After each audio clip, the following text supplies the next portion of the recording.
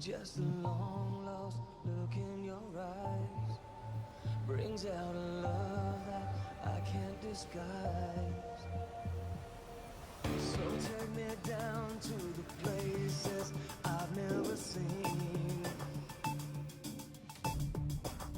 Or don't you try to kill me with kind. It's just your love that's driving me wild. Oh, from the dawn we rise, with the heart we cry. To the light we go, to the light we go. From the darkest night, from the fire inside. To the light we go, to the light we go, to the light we go. It's just a long lost look in your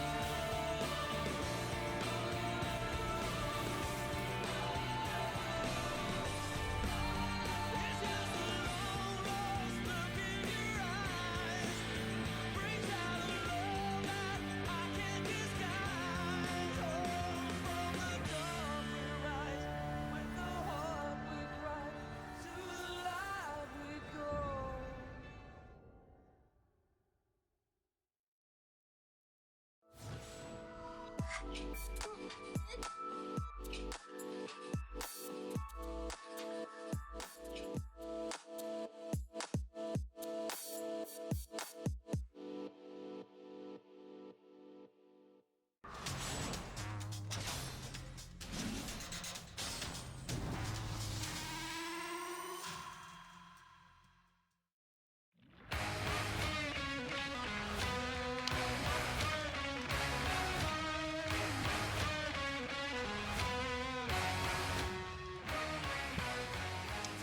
Greetings, everybody, and welcome back to LCK here at Spo TV. I am Valdez. With me is Papa Smithy. We're going to be bringing you ROX Tigers versus KSV for our first matchup. How you doing, Papa? You know, I'm feeling great, Valdez, and it's because there's more new than just ROX and their opponents, KSV. It's also the debut of patch 8.2. The Relic Shields, they're gone. Yep, Spo TV gets the first day.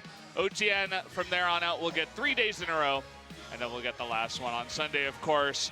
Really looking forward to tomorrow's games as well. Of course, a lot of people talking about KZ and KT. Make sure you guys are tuning into that tomorrow around the same time. Although I think it's the second match, set right? tomorrow, yeah. Okay. So maybe a little bit later. I mean, we've got some SKT versus BBQ. That's pretty exciting, too. Yep. So let's introduce our teams today. 반드시 성공한다. ROX Tigers. ROX Tigers coming back in here on a bit of a losing streak. Lost to FLICKR and then KZ and then KT. A very hard schedule for them as they now have to go up against KSV. Yeah, they definitely had some of the strongest opposition. Series against KT was an interesting one, Valdez. Game 1, funniest game of the season. Oh boy. Game 2, KT Rolster, thinking they get an easy 2-0. Were taken out after Sangyun got fed on the Cogmore. Let's see what they make of patch 8.2, because they're a team that likes to play the hyper carries. Jinx is back in the meta, at least around the edges. I'm waiting for our first 8.2 Jinx. I don't know if we're going to see it in this one, but maybe tomorrow. I was predicting tomorrow. You were thinking not so much, but we'll have to wait until see tomorrow. Of course, ROX Tigers looking a bit better. You know, they did take 2 wins so far, BBQ and KDM, Kongju, so they're trying to get a win under their belt after 3 losses in a row. We'll see if they can do it up against this team.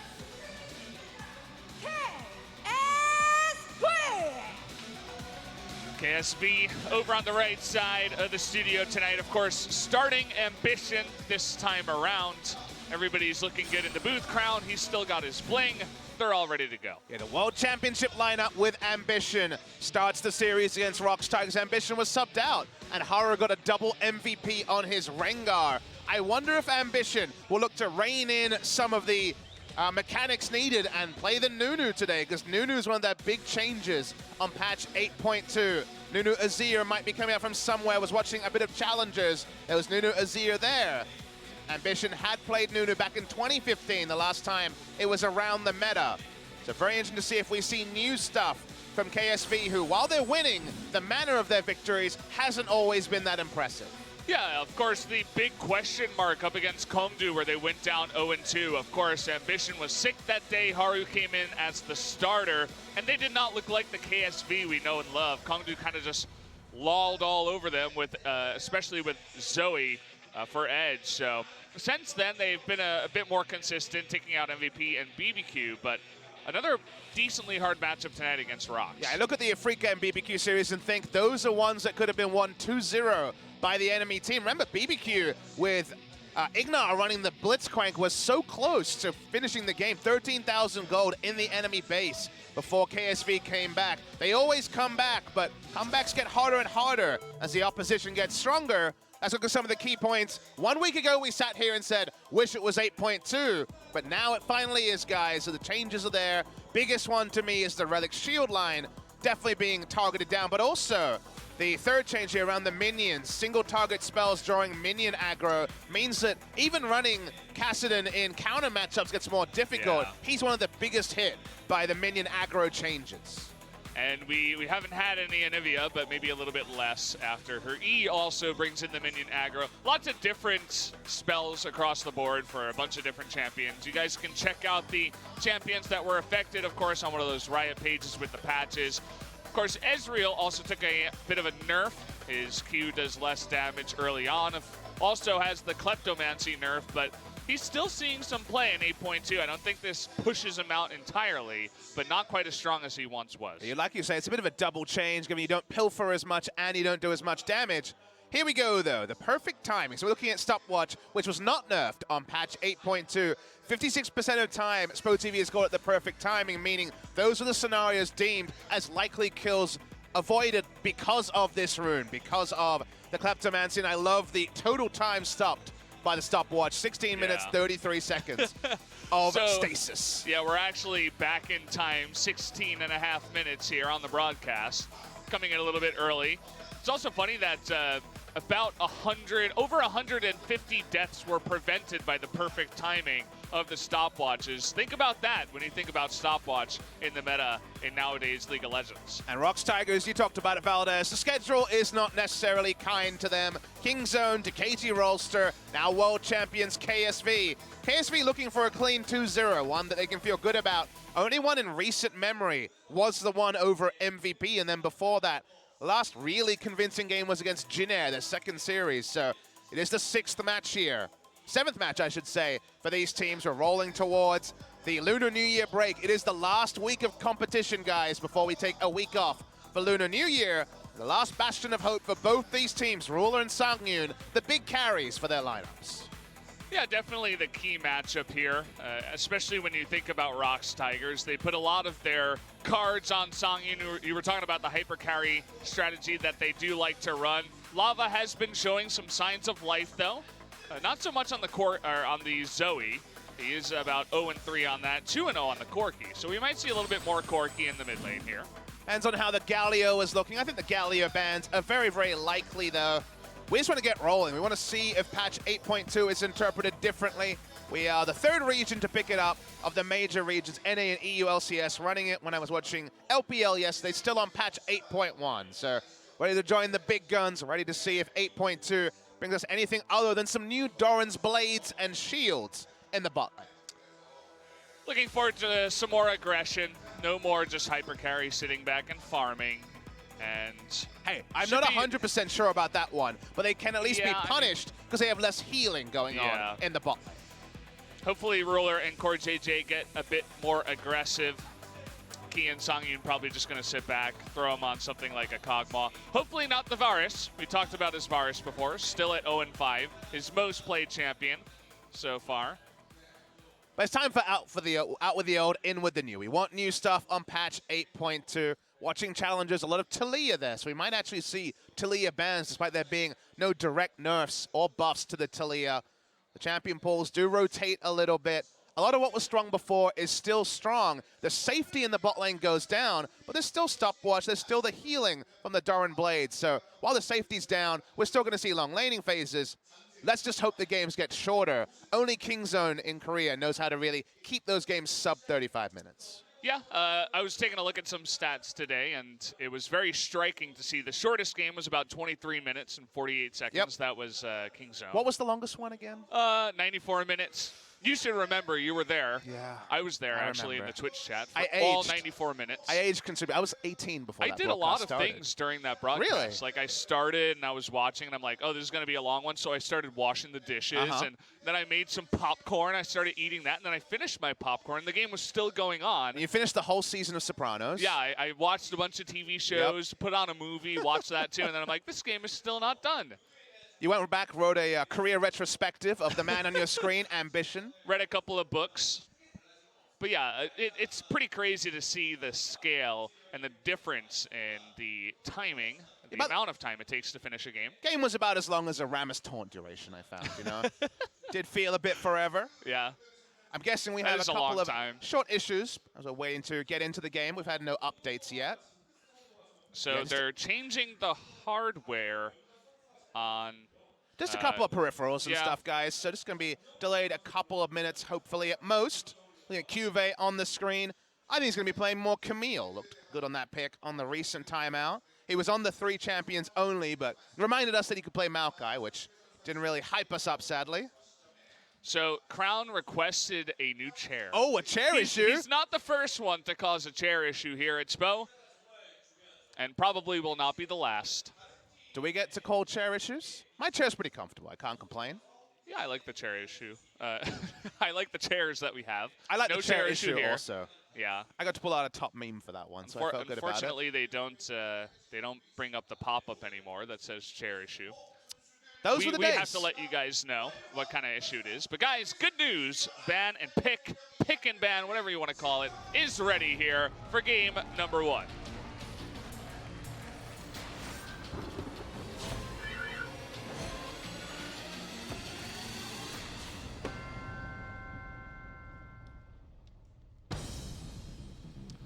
Here we go. Starting off with a Rise ban. As you guys can see at the bottom of the screen, we'll confirm it one more time. We're finally on patch 8.2 over in the LCK. Some things changed, but not everything. Because of the Relic Shields being going away, there are a couple of changes in priority. I feel like Zion Rakan is a lot stronger than it was previously because Rakan struggled to actually get value out of the Relic Shield. Still going into the Ancient Coin or the Spell Thief's Edge line. We're already seeing a lot of AD carry bans by KSV wanting to target Songyun. We all know he's the true MVP of ROX, even with Lava stepping up. So a lot of attention already on the AD carry pool. I wonder if something like Galio is going to slip through as ROX Tigers, with the Corki ban, kind of read what I was thinking and looking to first pick it if it's available, and a smart final ban by KSV.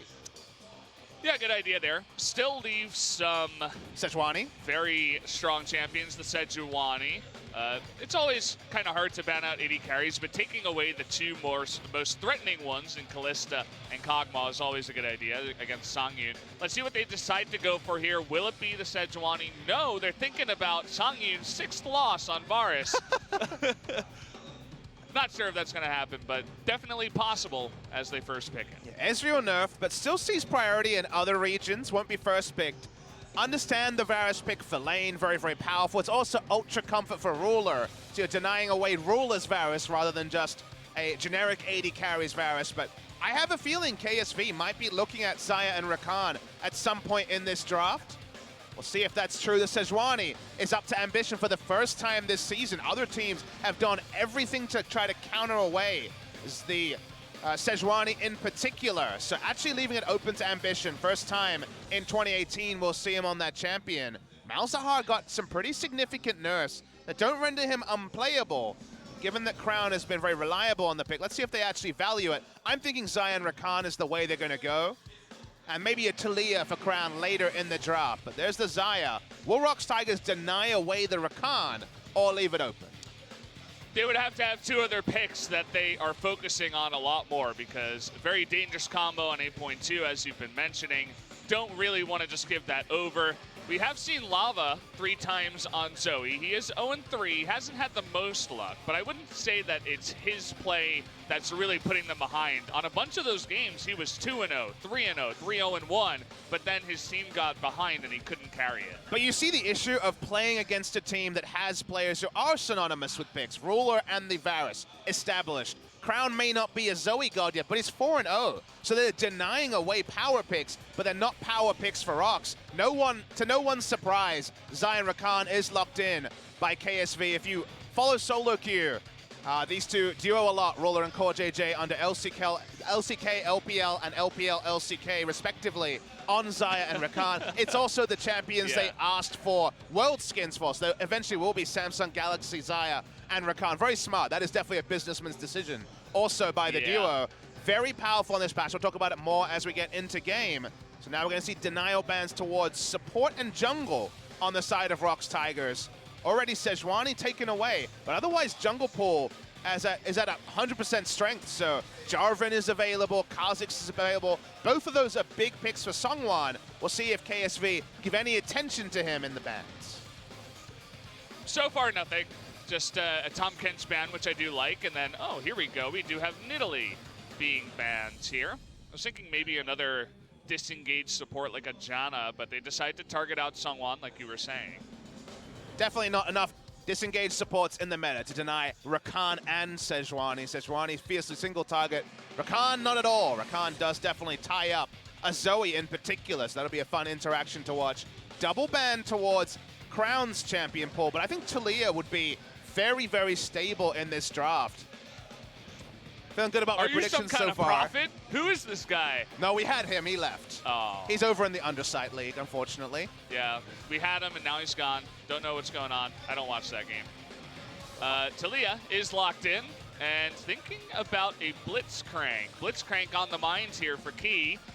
It's not a bad idea. I mean, both Rakan and Zaya have ways to get out once you're pulled, but... I'm pretty sure this is also a mind game hover, because remember, they were against Ignor's Blitzcrank not so many days ago, so I think they're just playing with emotions there. Jarvan not targeted with the ban, so had the choice of Jarvan, Zac, a lot of engage. It will go the way of the Jarvan. Talia's interaction with the Weaver's Wall for the Braum makes a lot of sense if they want to try to short that one. But they're actually looking for playmaking if they do go with the Shen. This is the champion that Key has baited himself on a couple of times looking for Demolish Procs. He and Ignar both had a bit of silly moments on the Shen, but this would be the proactive choice. So they're going to try and make plays around the map with the Shen. I feel that's very risky against Zaya and Rakan as a duo and what they can bring. Seeing a Diana hover here, pretty sure again. Diana top? I saw this, the coach actually hit him and was like, come on guys, Camille is up. And KSV have pretty much drafted the blind pick strongest comp you can on patch 8.2. With realistic bans, they have an immensely powerful draft. If you watched, I was able to watch a bit of challengers yesterday. Damwon Gaming and Griffin first versus second. Papa. When he's not working, he's watching. What can I say? It was also 8.2's debut in Korea. A lot of these champions were banned out. A lot of attention towards the Talia in particular. And now Cuvée jumping back on the Camille, so they have a priority matchup in top, a farm lane in mid where Talia is going to have to push. I think Zion Rakan just beat Varus and Shen in lane and the Sejuani. So KSV have basically a god draft here. ROX Tigers can do playmaking. They also do have the potential for Lindaron to get attention from Seonghwan and recreate what we saw a couple of days ago, where enough ganks and just range versus melee, Smeb was able to overpower in the Na versus Camille matchup. But on paper, things look rough for ROX Tigers. That they do.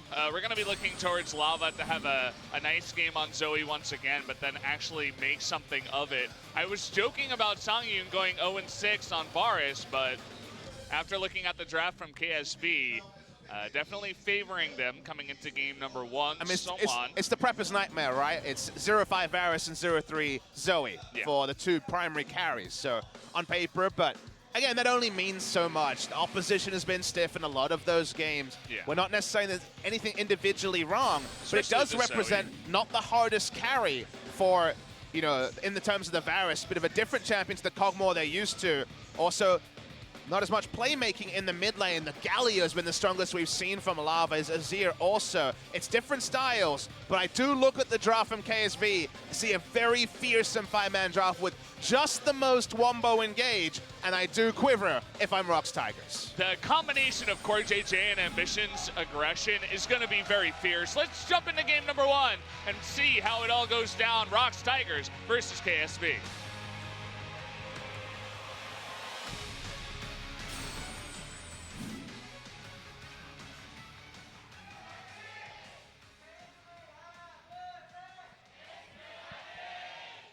It's good to have Crown back on Taliyah once again. He hasn't played any Taliyah so far in the LCK 2018 spring. He was the man who brought it back into the meta, but in a tournament not a lot of people caught. That was IM Gyeonggi just after Worlds 2016, where Taliyah had that really big nerf to her ability to push at level 1, level 2. Wasn't played at Worlds at all. Maybe one game, but I believe 0 games in 2016. And then Crown brought it back, showed that there was a lot of flexibility in the build. Loves to pick up Leandri's early in particular, which of course now is a staple across most mid laners. But he's always been intrinsically linked with the Taliyah. His Weaver's walls are usually very, very strong. And you think about what we've criticized KSV for in the past has been a lack of engage, too much scaling, a little bit of passivity. This draft kind of has everything you want in terms of very good bridges from the early game to the mid game, very strong engage to not allow games to be stalled out, which is another problem KSV have dealt with. This is the sort of draft that I think an analyst can nod their head and say, there's a lot going on here and it's all very positive. ROX Tigers also do have great siege, some strong lanes, and the ability to play make with Key and Songwon. And to me, Songwon is their most important player this year, which for a player that I'm sure most people wouldn't even have remembered his name in 2017. If you look at stats, he's actually got the #1 first blood percentage of any starter in the league in any role. He's at 60%. First blood percentage, great ganks around the top side, snowballing Linderong. When Songwon snowballs Linderong, those are the games that we actually see as wins for ROX. His first aggressive trade, bot side.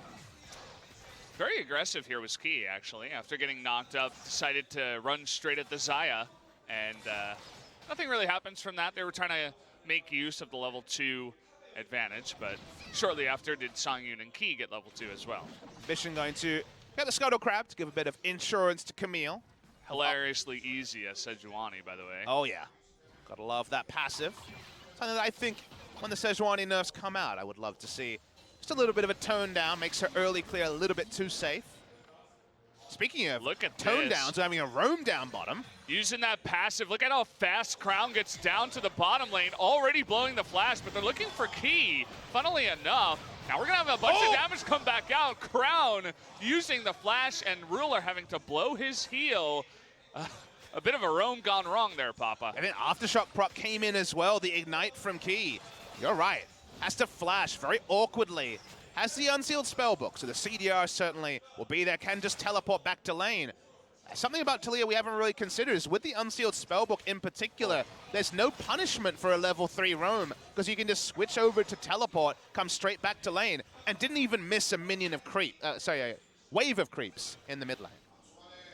Yeah, he's going to be able to clean up that mid lane now and catch back up to the Zoe. It's especially useful for someone like a Taliyah or maybe an Aurelion Sol. Doesn't have that much gank potential at level 3, but especially that Taliyah. And maybe that's part of the reason why she's coming back now on 8.2. Unsealed Spellbook, of course, no change on 8.2. We're going to have to wait for 8.3 for that one. Summon spell CDR will be toned down later, but not right now. Did see that historically, KSV have had the wood over the ROX Tigers, but we only include 2017, given the ROX Tigers lineup now is much more relevant talking about 2017 than previous to that, so appreciate SpoTV for not including 2016 stats there that will continue to skew it the way of ROX. Ambition finds Songwon. No buffs on either of the junglers. Unsealed Spellbook on Sejuani. That's a very interesting choice. We usually see either Aftershock or Fleet Footwork. Now, Aftershock for Sejuani was actually nerfed pretty significantly. For a lot of other champions, it's stronger because you get flat resist in the early game, but because Sejuani's passive is so strong and gives so many resists early, the percentage armor and magic resist was better for her at basically every point in the game.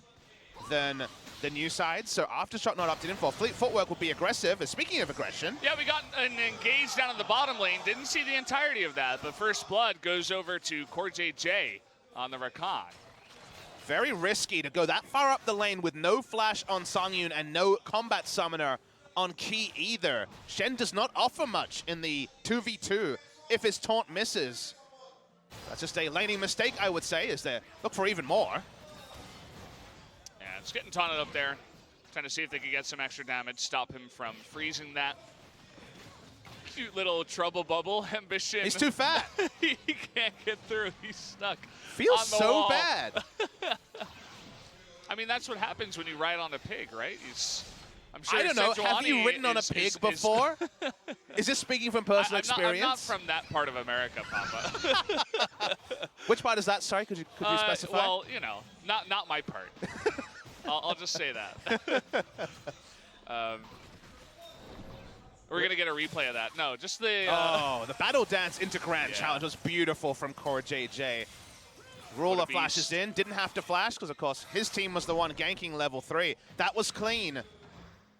Songyun and Key aren't picking for lane in both roles. If you pick the Varus first pick, you are picking for lane, but Shen is not picking for lane at all. So a disconnect there and also a disconnect in their play style means that Songyun is severely punished. And BS Sword first back for Ruler. Yeah. It's funny that even after getting the first blood, they're still down on CS as a duo here.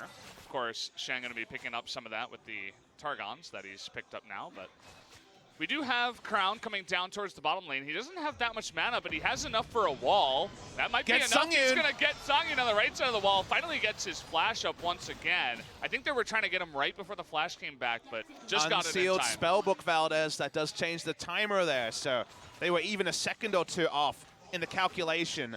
That was very likely to happen, but Songyun being down on flash again. Will it guarantee more CS to that of Roland and KSV in the ultra early game outside of level 1? Oh. This vision is denied. We got a level 6 ambition. There's no flash. They can slow him down. Stopwatch will save him for now, but can he actually get away? That Sejuani passive coming in. One more hit, and that's going to do it. Ambition picks it up. We got a TP coming in as well as Sungwon. This will be Lava, I believe. Does get the trouble bubble here onto KSV. The taunt on in, and the flag and drag will mean that that kill is coming in. Cataclysm onto Ruler now, who's only level 5, doesn't have his ultimate available. Lava looking for the paddle star at this point. Trouble bubble onto the Sejuani, a little bit more burst. Very, very close. Crown's Those back. two men down there in the bottom lane. I call them men, but actually one of them is Zaya. The other one is Sejuani. Sorry about that. But yeah, Crown getting there a little bit late. A lot of action in the bot side. Very interesting to track. Ruler not being 6 cost them a lot. Would have been able to look for the turn with the Feather Storm, but didn't have it up. Crown, like you say, had roamed earlier. Had a couple of visits. Gank timing was great with the ultimate because it really punished Songyun. And means this laning phase will only get better for Ruler. In the early game, as I was kind of trying to mention, the level 1's very strong for Zion Rakan, but there is definitely a lot of power just being a Varus in lane. From 6 onwards, when they have more engage options, they can zone the enemy team from the creeps a lot. Ult missed here. Very nice stopwatch from Song. He did everything he could to stay alive in all of this. But the teleport was really good from the Zoe, who had already started to walk down. So they had kind of approximate speed, but the teleport being there added to the threat coming through. From there, able to turn. Really nice instant kill onto the Rakan. Ruler was probably a couple of minions away, but couldn't use his Q to actually kill the minion wave to hit level 6. 6, I should say. Yeah. What can I say? My pronunciation's off sometimes. And from there, again, an honest mistake. It's a 1-for-1 all in all from all of that. Bot lane, top lane's been a paradise, but it's been a paradise for Linderang with no jungle attention, and Sejuani being very conspicuous on the bot side. There's been absolutely no way for QV to grow a lead, and maybe we'll have to start reevaluating this matchup if we see more and more games where the Nara has actually been able to cultivate a farm lead over their opponent. Well, we have come back into kind of normalcy here in this game. I want to see some more engages here in the bottom lane, especially because Songyun is about to get his flash up. Now would be the perfect time, You can see CoreJJ is thinking about it. Finally, Ruler has gotten a farm lead down here. I'm surprised that CoreJJ is just rushed completely his upgraded GP10 item, so now has the extra health. In my perspective, just sticking with the Frostfang and kind of going into, say, CDR boots, so towards a Righteous Glory, and delaying the extra wards that are available from upgrading once you get the quest and the health in general. I felt like the cost benefit might be there to kind of delay that item a little bit, but it's a nice straight up purchase, so that's what we see there. It's also possible he didn't have his magical footwear when he actually went for the recall, but not going to feel the value of that just yet, as Rift Herald is claimed by someone. Oh, we got Sejuani coming on down. Ambition looking for a gank, and this is partially due to CoreJJ clearing out all the wards. Look at that very forward control ward as well in the little corridor there. Also, Crown was making his way down. They know there are so many threats near the bottom lane with the Taliyah in mid, and Ambition with all of his summoners and his ult available. They're going to continue pushing. Another big part of Zaya's kit. And we should talk about how this all came to be, because you'll note that KSV have bought red side control. Ambition now just going to be face-checking Sungwon. Sungwon is able to get over with flag and drag. But how did this happen? The game plan from KSV has been to control red side. First we saw the level 3 roam come in from Crown. That was the first time they controlled the red side jungle. Then we've seen repeated ganks from Crown and Ambition through the red side jungle. That means that now Lava's kind of petrified to poke his head around the Raptors. Sungwon has also given up a lot of control around that area, and then the team with the global has controlled the bot side and been in position to threaten a roam every time Taliyah has gone missing. So it's a multi-step pan all the way from level 3, but it has led to this crazy pressure onto Sangye. Look at this, though. We got a very nice little push up in the top side. A TP coming in from Songyun up to top lane. Lava does flash away from the Sejuani ult, a failed engage there, but they get the first blood turret up in the top lane with the TP and the Rift Herald coming into effect. And Ruler takes a lot of damage from the Aftershock proc and the turret damage. Remember, Shen doesn't need Unsealed Spellbook to have his own teleport. He has Stand United ready to respond as well, so they could instantly have 5 people top lane with teleport on Lava as well. Yeah. So this is basically cribbing notes from BBQ. I wrote down in my notes, KSV were taken down by BBQ's unsealed rotations. That was what they were able to do, was unsealed spellbook, push out the lane, and then just double teleport top and end the laning phase for QV. Seems like ROX Tigers are taking the same inspiration with all the globals and the unsealed spellbook. Yeah. And they get out of what was a horror laning phase and circumvent also where KSV was strongest, which was mid lane rotating bottom, jungler ganking bottom, and now a first turret against the run of play means there's no gold lead for all the great early work for KSV. Yeah. It's a thing, it's an important thing that you mentioned. It's something that's behind the scenes that is not obvious to a lot of people if you're not thinking about it. It's part of the reason why we saw, you know, Kongnu Monster, they coming in 2-0 against MVP in the first match, and we're like, holy hell, Kongdu's really good now. But actually, it's just MVP that was a little bit lower on the power scale. You need time to develop your strategies and see exactly where the teams are before you make any long-standing judgments. And I'm not too surprised. It's been ROX as the team who have been adapting and showing us new stuff. Felt like even last year, ROX Tigers were the team to take the most notes from what was happening in the West and bring in stats that were good in other regions. We've seen a lot of this sort of play in the LPL. Ambition turns onto Sungwon. Funny little skirmish, almost got him there with the knockout.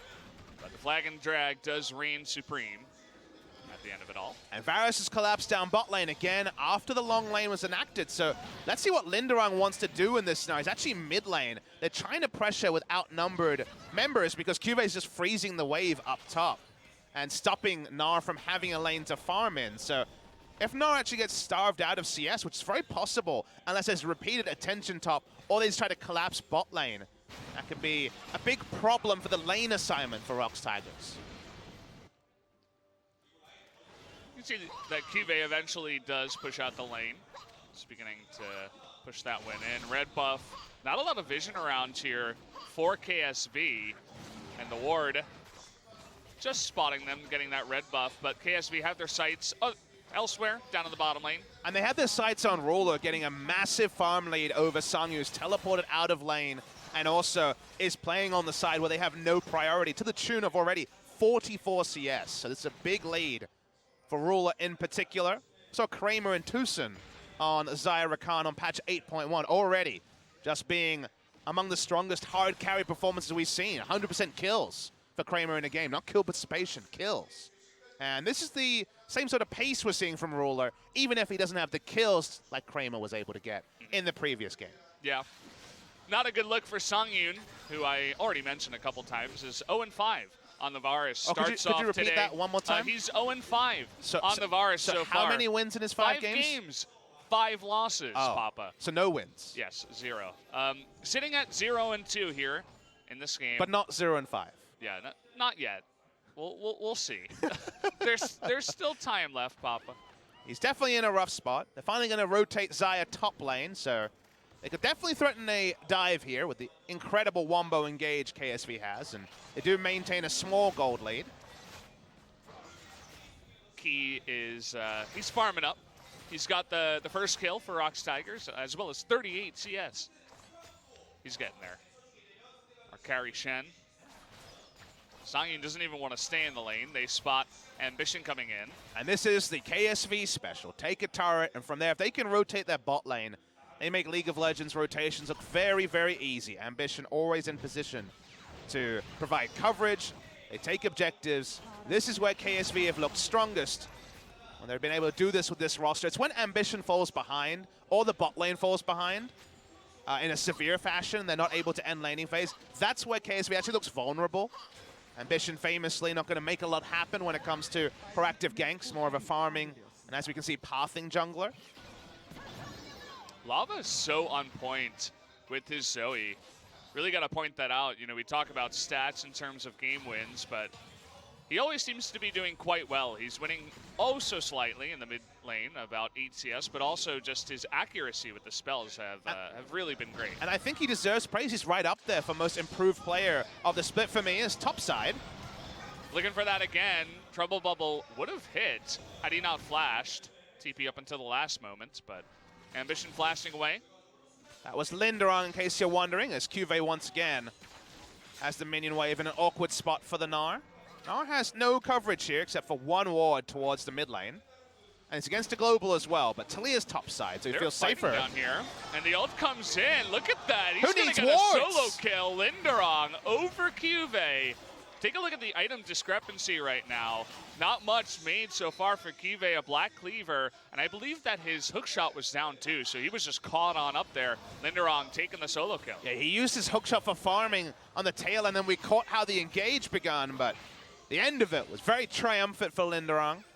Want to know, like you mentioned, because he saw Talia topside, he knew that he wasn't going to be instantly collapsed on, so it was never going to be a 1-for-1 and just soloed down Cuvée. It has to be feel good taking down World Championship top laner in a 1v1. I see the replay here. So hookshot was down, we know that. Yeah. And then from there, very nice from Linderong to get the bounce on top of Cuvée, and then Cuvée knew it doesn't matter if my flash is up, I'm boned. Great time on the transformation of the Mega Gnar. Just perfect stuff. Beautiful textbook stuff from Linderong. Yeah. You can tell that he has been practicing his Gnar.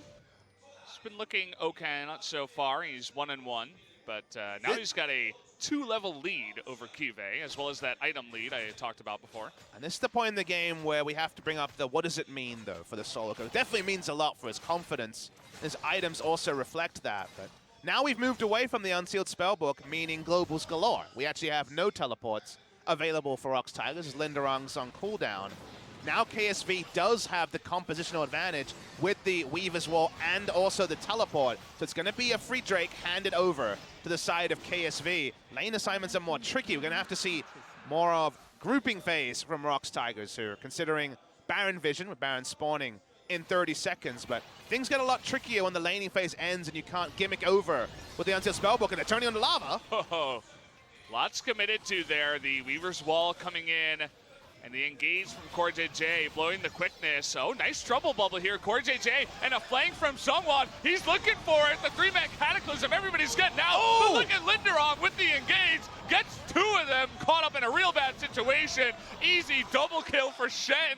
The carry Shen coming through 3-0. But really the carries in that fight, Sungwon and Linderong making it happen. Yeah, the Narvin duo there onto the cataclysm wall. Got the stun. Not respected by KSV.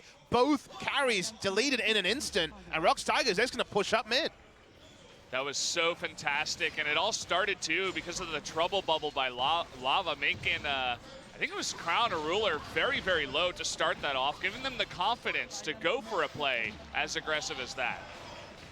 It's kind of the thing that's lost, as you say, Valdez, is that CoreJJ was out of the fight very, very early, and thus was not able to impact it at all.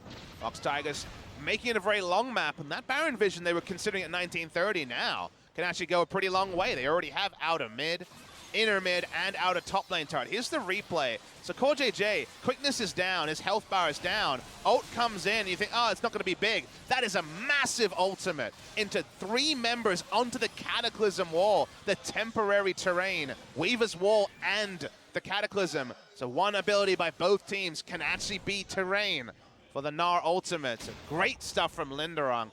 Opens up the first meaningful lead of the game for ROX Tigers. Yeah, part of it was that KSV, after a couple of ults blown, they were pushing down mid as five members seemingly didn't have vision up in the top side, and Jarvan was just able to get this beautiful flank from the left side. I think it's just a lack of awareness. When you're in the middle of mid lane, you never think the Gnar ultimate's going to take you down, but that's what happened in that particular scenario. Lava in an awkward spot here. Doesn't have his flash. Is going to be brought back. Nice little play there by three members of KSV. And CoreJJ has the cleanse, so he can play make into the trouble bubble in particular. Ooh, missing the stun from the hook shot. It's 2-on-1 now. It is 4-on-1. Hidden ability. Yeah. There we go. They did it. That was definitely a team effort, because everyone decided to miss a skill shot, but they still got the kill. I'm still someone in Twitch chat will be like, BM, but no, that was just some bad mechanics. Exactly, BM, bad mechanics. There you go. Shut up, Valdez. Well, that does slow down the advance of the ROX Tigers. Something that I expected to happen more often, but creative play in mid lane has broken open the game after it was very much KSV looking in a great spot. CS-wise, Sungyun is also caught up, so that's other good news. So the cleanse with the Unsealed Spellbook is what I want to talk about. Cleanse on support's not a uncommon thing. You think of Tom Kent's just taking a QSS, for example, but Unsealed Spellbook allows you in the mid-game to switch to cleanse, and once you're done with your teleports and ignites for laning phase, cleanse can be so powerful, because you look at the ROX side, the only job you have as CoreJJ is to tie up the backline, and one of the ways to guarantee that is to take away the first CC, reduce the duration of the further ones, and ensure your grand entrance and your quickness is in the right spot. He's also rushed Zeke's convergence, so we saw this second or third item last time out. First item here to allow Ruler to do more damage.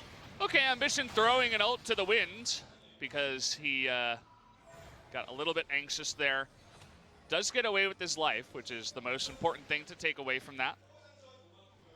Does mean the pass-through damage from Ruler is going to be buffed by the bonus damage that comes through from the Zeke's conversion. Still very not used to having this as an item in the game at all, let alone as a rush. So it seems like it's in the position of the Ardent Sensor that we saw rushed by Tucson last time out.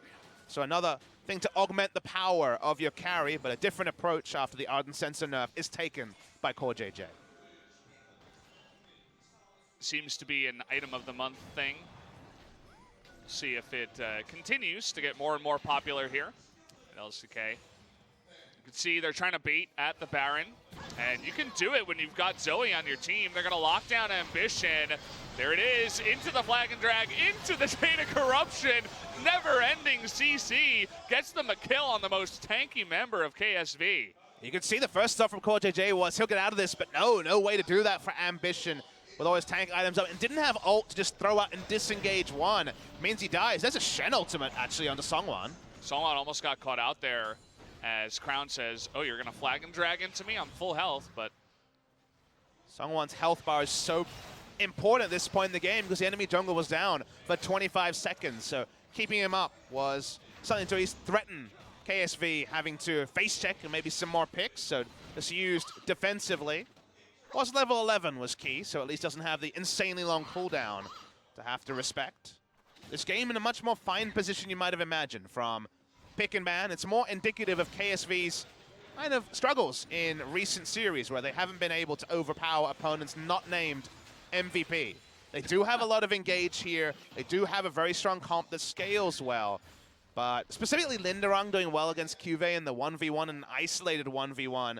And then the teleport, the creative stuff from Sungyun and the rest of the members of ROX to end the laning phase early has meant a lot for ROX Tigers having a more firm foothold in the early to mid game than ROX Tigers would have expected. Linderung deciding to go into the Frozen Mallet afterwards means that he can stick on to that very slippery Camille. He's also soloing the Drake. So I'm going to come in and help him out with that, but we do have a bit of a collapse now from KSV. They do want to challenge this. The smite comes in, and it goes over to Ambition. Give it even locking down Sungwon, as his team tells him, no, we don't want to fight, we just want the Drake. A bit of a strange ultimate there, but second Drake means some stacking is working for KSV, and an Infernal will be the next spawn, and that's always something we want to highlight. Ambition needs to be respectful. There's a lot of pick CC here from ROX. He's going to get caught out again. A desperate ultimate coming in. But again, there's so much CC. A big knock up there with the grand entrance. But at the same time, can they do anything? The Cataclysm traps 2, forces 2 flashes away from KSV.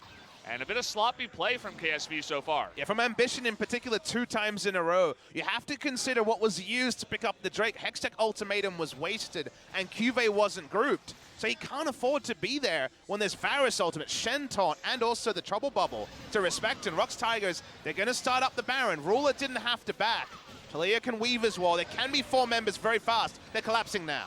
Yeah, they're not all that healthy here, ROX. Even the Zoe getting low, the Weaver's Wall coming in. It is going to be 5 members of ROX, though. They want to get them off. It's going to be close, trying to dive in. The Smite is going to get it, but they get a kill onto the Jarvan. Looking for Linderung, though. Ruler can clean this up. Camille getting low. The taunt in. This is so close. They're going to get down. The Xayah just at the end of it. Songyun on very low health, but the Shen ultimate helping him out here. Crown on full health, though. He's looking to take out these members in the pit alone. The Chain of Corruption comes in. Nice cleanse. And now with Ambition coming in, should be a good cleanup. We have TP on the right side. Can he help out? It is Linderung, one of the most farmed up members on the team. Level 16. Trying to get down Ambition. Crown, he cannot go 1v1 at this point. Core JJ now looking to get out of here.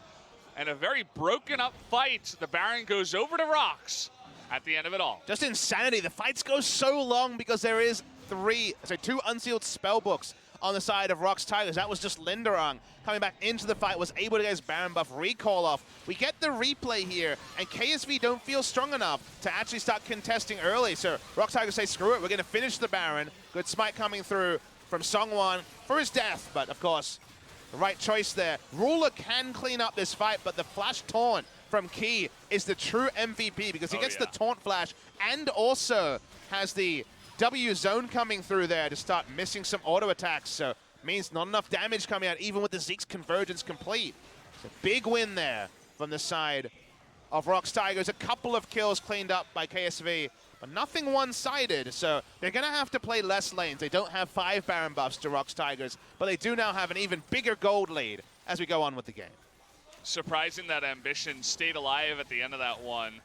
Coming into the fight late, as he was the one that got caught. That led to that Baron fight even starting at all. But now we do have the press on in here from ROX Tigers with the Baron buff, looking for this bottom tier 2. Yeah, and crucially, Linderung is one of the people that had the Baron, so they can play mid and bot lane pretty safely. He doesn't have ultimate, so he's grouped, and they're looking to break the base here, our ROX Tigers. So many minions down here. A lot of them are ranged, though, so they can clear them out relatively quickly. Decent amount of wave clear as well. You look at Xayah and the Talia just clearing wave after wave together as a team. But now, don't feel strong enough to actually threaten a dive. Oh, what? Unless- What's happening to Ruler? He got hit by a paddle star underneath, but the shields are never ending. It's not going to be enough, though, to keep him alive. Sungwon is going to trade, but they get the 80 carry out of the fight, and that means that at least the turret is going to go down. Yeah, smart timing. QV didn't have teleport up, wasn't able to be there. The mass wave clear outside the Talia is gone. ROX Tigers want the inhibitor. It's so low. Lava's such a beast on the Zoe, man. He is hitting nearly everything. Gets Crown out of the fight after taking down his Banshee's Veil with the Trouble Bubble. Secures the inhibitor. And now they're going to be looking for more. ROX looking good here in game number 1. The coordination there between Sungwon and Lava after the chunk damage came out was real. Watch the replay here, because Ruler's full health, and then instantly flash ulted by Sungwon. That's the sort of synergy you love to see between your two players. That was the sort of scenario where we expected that to take many more minion waves, given that Ruler has pass-through damage to clear for days. He didn't have a health bar. He was taken down. And ROX Tigers cracked the base with the first Baron buff. And now the Infernal spawns in a minute 13. Will ROX be even in a position to react to it here? I don't know if KSV will be able to walk up, but ROX Tigers have all the options. That they do. You can see KSV trying to get as much vision around the Drake because they know how important this is. If KSV can bring this to 40-50 minutes, as they are wont to do, they definitely still have a chance to make it back in this game. They're not all that far behind. Only 6,000 gold here at 31 minutes into the game. It's been some pretty big mistakes too, largely by Ambition, who wasn't playing in their last 2 victories and may not be playing in game 2 regardless if they're able to stick the result here. Haru, of course, to pick up the double MVP on the Rengar. Oh, so good. Lava knows all the angles, man. Geometry master on the Zoe. And Sangyun also doing his role on the Varus.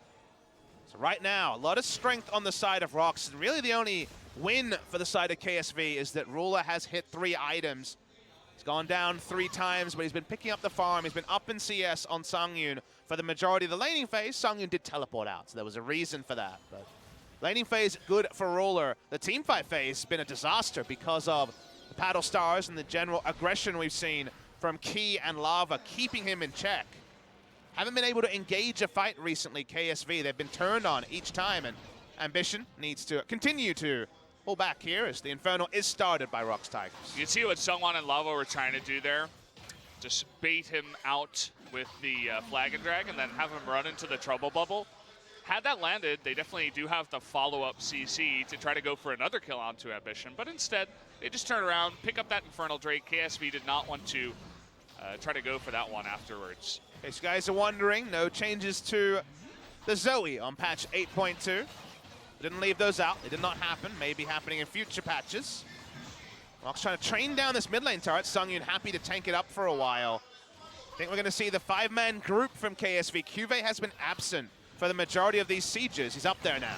Look for the Weaver's Wall coming in from the bottom. They want Sangyun, going to be jumped upon by the Hextech Ultimatum, but it's not enough. Fantastic Cataclysm on the right side by Sungwon. Traps down 3, and now we got Linderong trying to go ham. Keep an eye, though, on Ruler, who does just disappear. Don't keep an eye on him. He's gone. He going a little bit far into the base, but actually opening up another opportunity for Lava, and he even stays alive. Linderong comes out of nowhere on the right side. They're looking to take them all down. They're looking for the end of the game. This should be it, guys. Unbelievable. ROX Tigers looking to take game number 1 against KSV. They're going to take down this last turret and the Nexus. A very fiery, aggressive game from ROX, and they do it. And ROX Tigers get the maximum value out of their playmaking in the early game, and then the decision-making around fights. Every time the paddle style registered, they got the kill. It was never back off and regen from Ambition, who was a non-factor in this game. I would be surprised to see him playing in game 2. KSV had about the most KSV-esque draft and a lot of power picks on patch 8.2. But the one thing that's never reflected in just the pick and ban is the unsealed spellbook. Got a lot of value in the early game. Turned away the win plan coming through from KSV. They could never set up with Weaver's Wall behind a structure and the threat of engage, because they were the ones being engaged upon. So many members of ROX Tigers played their role this game. You can see the coach is super hyped. Yeah. As Coach Kong in the booth here, because they definitely executed a plan that looked unlikely and unrealistic given the draft they gave up. They liked their own picks and they made them work.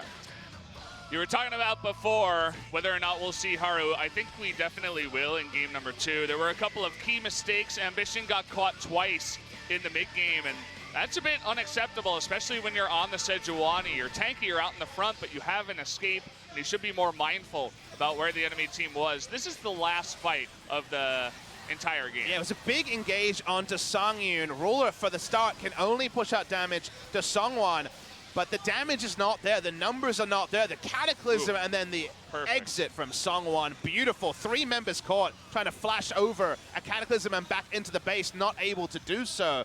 Ruler doesn't have the ability to fight front to back and is just deleted by the Paddle Star. It's like and the that third Paddle time. Star, that's the one that won the game, Valdez. Yeah. Also, Linderong, everybody playing so well, especially in this last fight. ROX came to play tonight. Linderong with the chase and the ultimate to pick up the kill onto Cuvée and to clean them up. The engage from Sungwon with the 3-man Cataclysm and Lava. Paddle Star after Paddle Star. He's just landing everything tonight. A game away from KT, now a game away from KSV.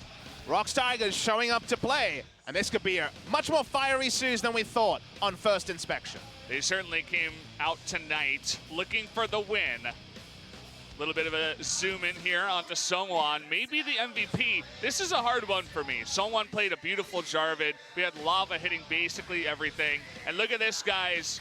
We will have the exit. Yeah, Ambition will not be playing for game number 2. Not a huge surprise, as we talked about. We're going to take a bit of a break before game number 2.